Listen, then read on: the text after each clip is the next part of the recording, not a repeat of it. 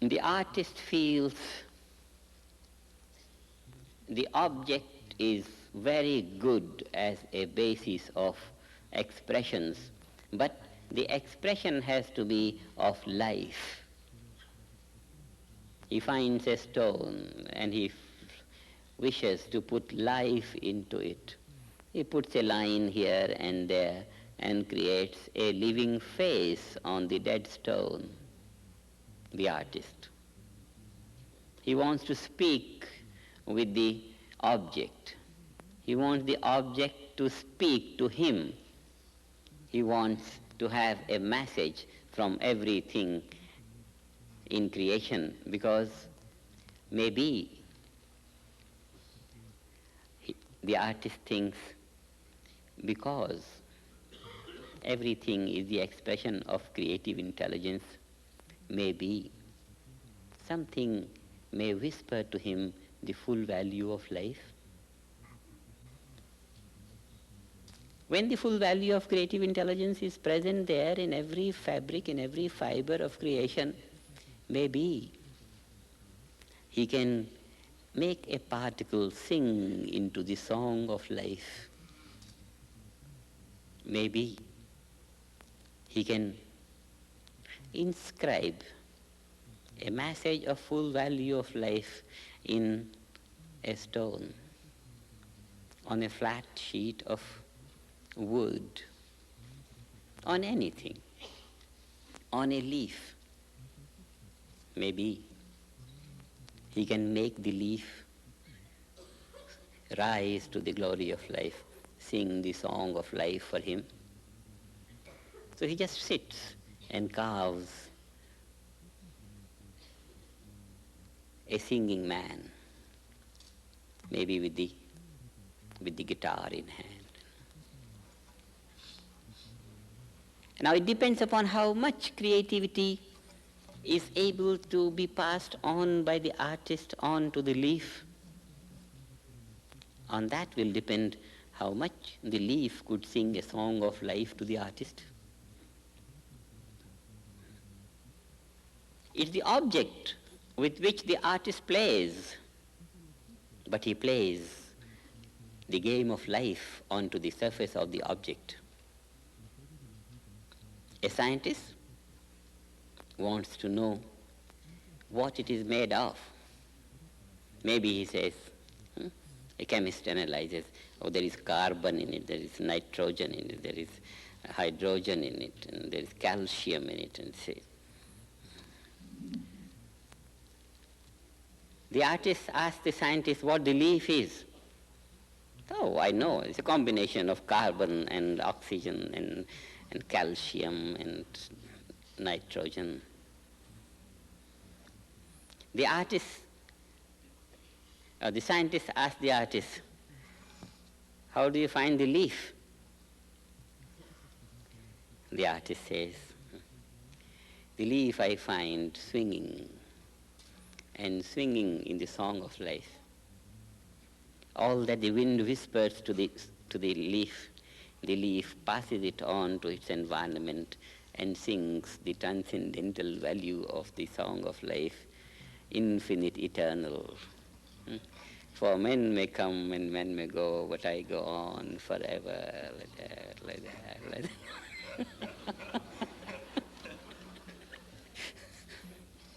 The vision of an artist is fixed on the blossom of life, on the value of life. If he inscribes something, he inscribes the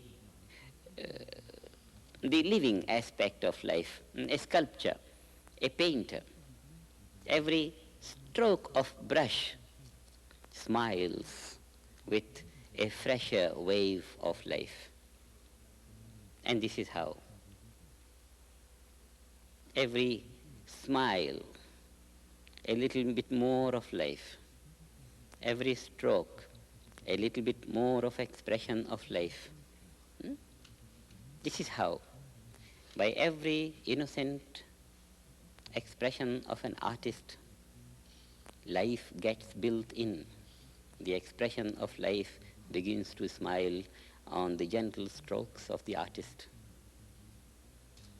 The scientists and artists are very good examples of two different fields of creative intelligence, the objective and the subjective.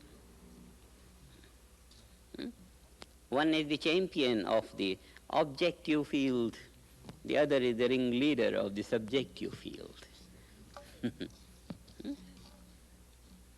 And when the artists and the scientists meet, they are a great inspiration to each other.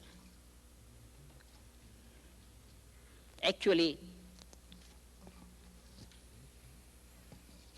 a scientist is not always objective,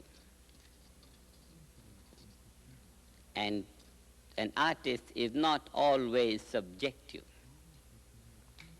because life is not compartmentalized in its character.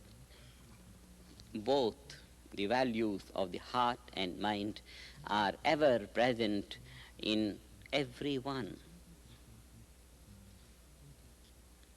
No man is devoid of feeling,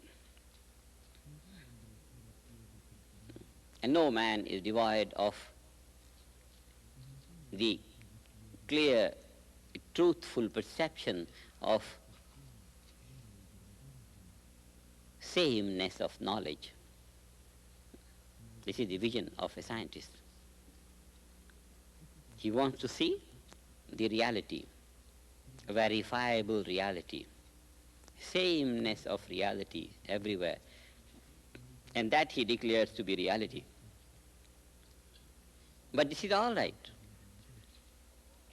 There is no quarrel with the basic feature of domination of objective values in the mind of an artist. But no artist is devoid of the heart. No scientist is devoid of the heart. Working in the laboratory for so many 8, 10, 12 hours of the day, because the whole thing is so fascinating. And this fascination belongs to the joy that the heart of the scientist enjoys. Looking to the display of the electrons around the nucleus, or to the wild and uncontrollable great display of energy in the atomic reactors. The whole thing is so fascinating, like the cinema to a child. It's just glued to the screen.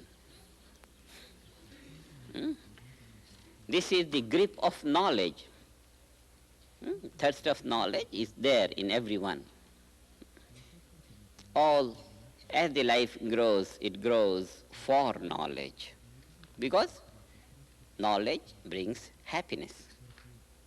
It brings satisfaction. It brings fulfillment. It's a very great fulfillment to a scientist when he comes across some new phenomenon which he is able to interpret. The same thing is in the life of an artist. If one stroke on a flat white sheet of paper could locate the infinity, the artist feels so proud of that stroke. One innocent dot from the brush of an artist immediately locates the value of the unbounded expansion of life. No one notices the unboundedness of the screen until a small dot appears somewhere in it. It's a dot, but it speaks for the unboundedness of the whole screen.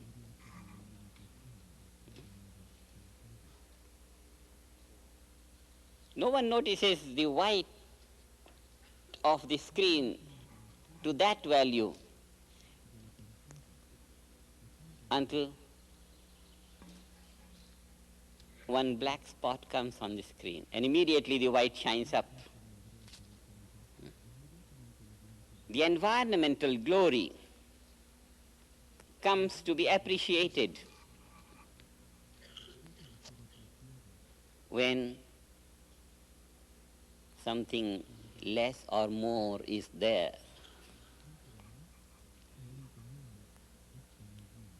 This is the pride of an artist. With one simple, single, innocent stroke, he can make infinity appear on scene. It's beautiful. The same thing in the life of a scientist. One single small observation somewhere, either in the very subtle field of creation or somewhere in the galactic movements of cosmic life, some one observation, and it reveals the story of the infinite. If not the whole story, then at least some whisper of the reality of infinity. Every field of the intellect and the heart is a reminder of the existence of infinity. Only it takes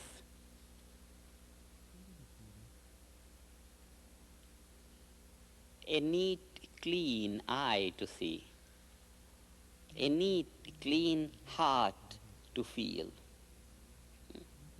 a neat, clean mind to understand. And as with the practice stresses are rooted out, this neatness, this cleanness of the heart, this neatness and cleanness of the mind and perception increases. Every little observation leaves a deep impression of the unbounded reality of life. Every little experience in life is an inspiration for making lively that field of omnipresent creative intelligence to be enjoyed. The situation that the unmanifest field of creative intelligence is present everywhere. The situation is there, but this situation has to be made lively on the level of one's awareness, and that liveliness begins to be with the ability of heart and mind to appreciate one single boundary. And the appreciation of one single boundary, on that neat, clean state of the heart and mind, tickles the infinity and tells the story of unbounded state of life.